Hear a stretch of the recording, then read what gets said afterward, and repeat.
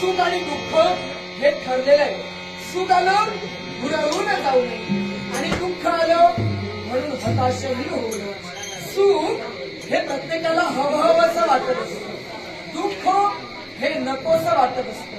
पण नकोसं वाटणारं दुःख, नकोसं वाटणारं दुःख, त्या दुःखामध्ये कधी कधी सुख सुद्धा लपलेलं असतं. कधी